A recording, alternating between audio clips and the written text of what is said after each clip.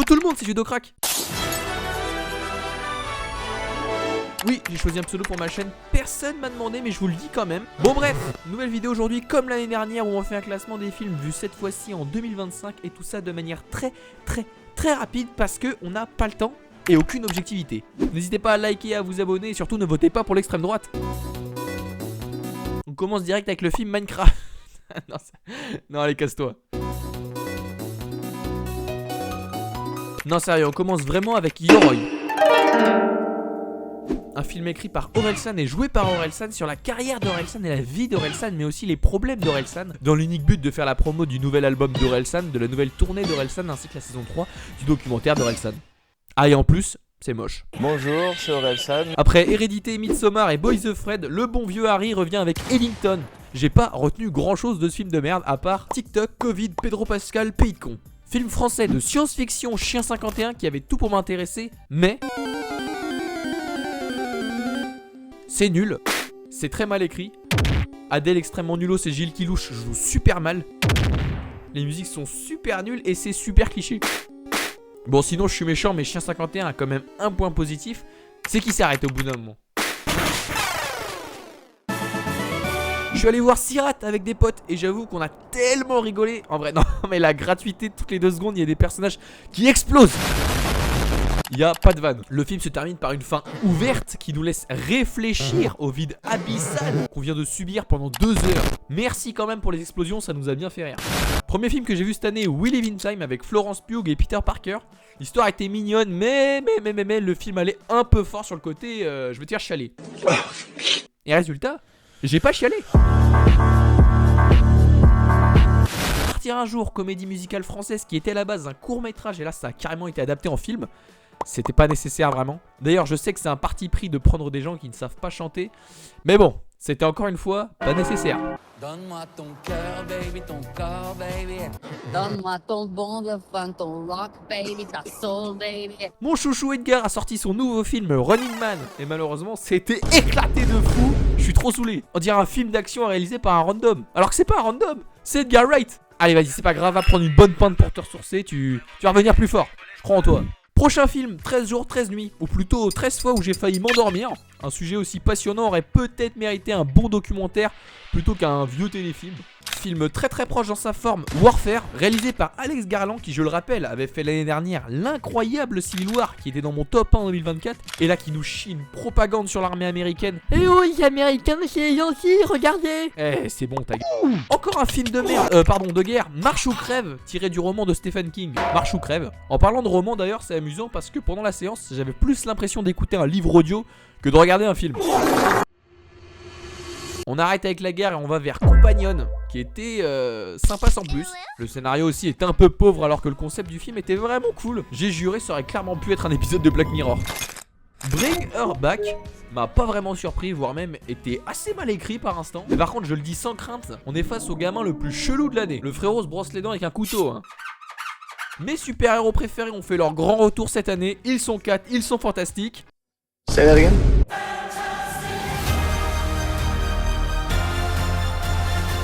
Bon déjà le thème musical de Giacchino est complètement fou.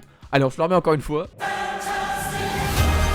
Bon sinon Marvel fait du Marvel avec une histoire bien rushée, des effets spéciaux bien dégueulasses à des moments. Juste après j'ai mis F1 avec Brad Pitt. Alors pour faire rapide je trouve que le film manque pas mal de... Je suis rapide. Très chou et avec de très belles couleurs, Amélie et la métaphysique des tubes revient sur l'histoire de Amélie, une petite fille de 3 ans qui découvre la vie, le langage, l'éveil de la conscience, l'affirmation de ses premiers émerveillements, notre place dans l'univers. Je suis bien. Tu prends Adrien Brody, l'Oscar du meilleur acteur et le son East et ça fait The Pianist. Non pardon, The Brutalist. Film monumental de 3h35, carrément les mecs ont mis une entracte au milieu du film, à croire que c'était pas assez long. Rien à voir, mais cette année j'ai découvert Breaking Bad et j'ai joué à Red Dead Redemption 2. Bah franchement la double claque que je me suis pris c'est une folie hein.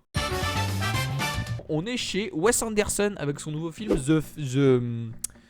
The Phoenician Scheme. Oui voilà merci. Bon malheureusement j'ai pas retenu grand chose du film à part la partie de basket avec Tom Hanks et Walter White qui est un petit classique. Classic backhand layup.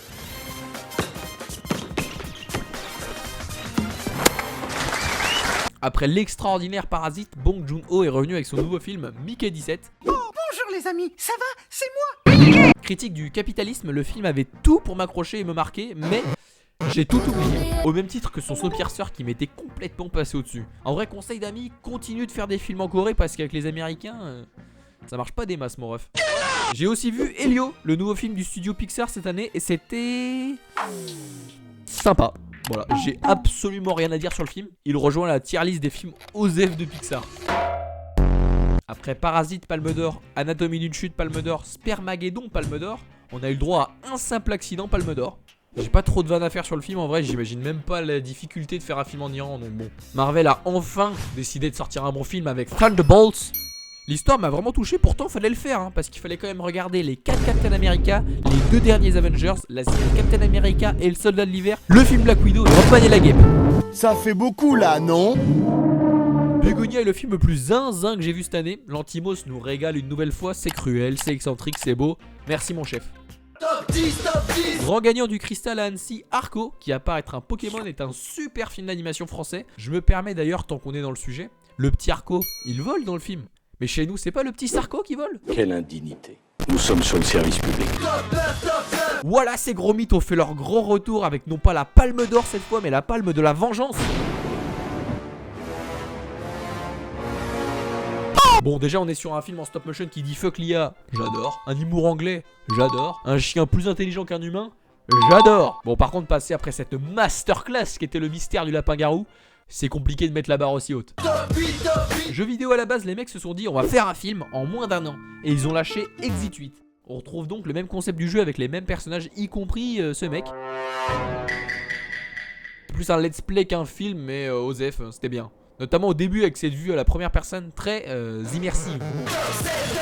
Nouveau film de Céline Song, Matérialiste. Je vais pas vous mentir, quand je suis allé voir le film, je m'attendais à un film cucu et un peu nul, et bah j'ai été vraiment surpris. Les acteurs étaient bons, j'ai bien aimé l'étalonnage, et puis la musique était vraiment cool. On continue sur un film de taré mental en 28 ans plus tard, qui a un aspect très nerveux et proche du réel. J'adore les films post-apo, et là ça balance des zombies qui font un peu bader en plus, genre le zombie alpha.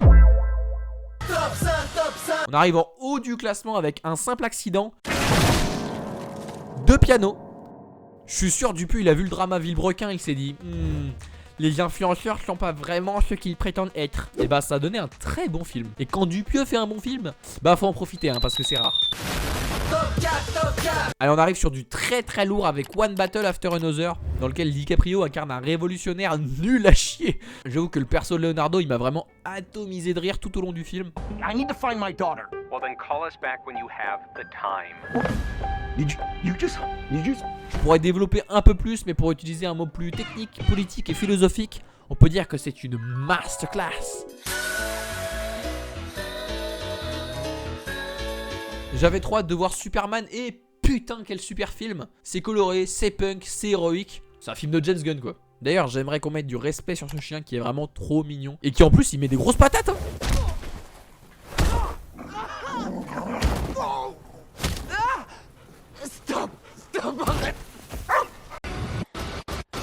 En deuxième position j'ai mis Weapons, film d'horreur complètement fou. Déjà je suis un gros fan de... Oui juste il est hors de question que je dise son titre français. Évanoui.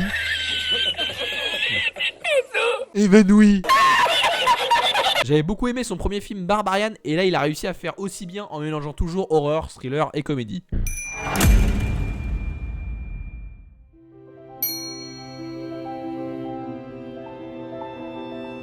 Mémoire d'un escargot est ma grosse surprise de l'année, le film est monumental. Il arrive à mélanger une esthétique concrète tout en abordant des sujets psychologiques complexes dans lequel...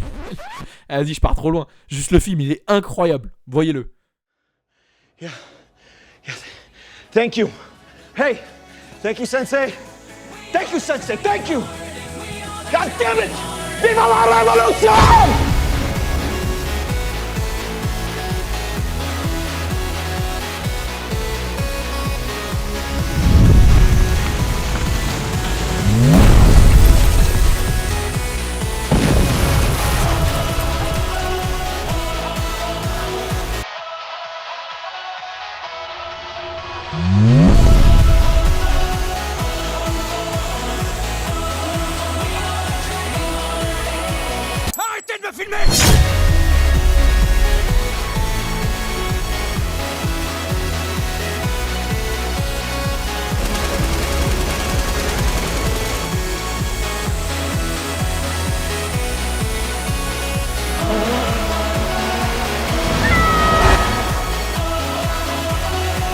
I screw up all the time.